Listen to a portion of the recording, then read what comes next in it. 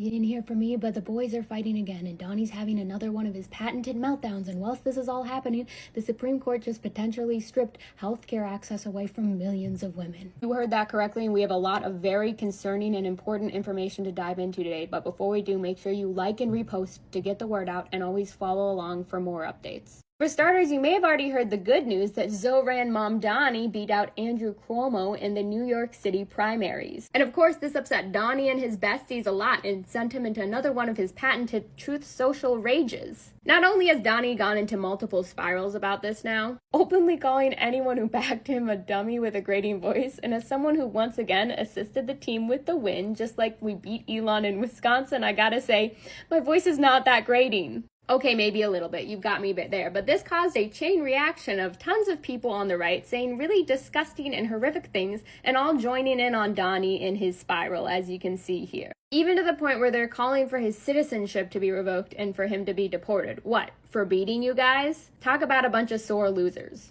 But don't let this well-planned fit distract you from the fact that whilst this was happening, the Supreme Court basically made a ruling that said, states can now completely cut off Medicaid funding to Planned Parenthood. And an interesting part of this is that the A word was only mentioned in passing in this case because the patient was simply searching for BC, which further proves the argument that it was never about the child's life, but it was about forcing women to birth children against their will. And on top of that, the A word is already banned in South Carolina, and federal law already prohibits the use of Medicaid funding for this anyways. What's the reasoning for defunding something that provides a ton of other vital resources to women, such as testing, cancer-related services, mental health-related services? And let's not forget, on top of that, the one big beautiful bill is coming up here for vote soon that cuts $800 billion from the Medicaid funds, on top of many other things. And remember that Planned Parenthood and Medicaid poll is very popular publicly, which means our lawmakers and representatives who keep making these decisions are not speaking on behalf of the public, which is supposed to be their job, remember?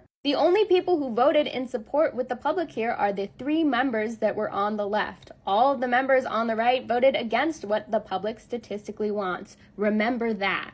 And remember that the right is showing clear as day that they have no interest in representing the public's interests. They are acting in their own interests.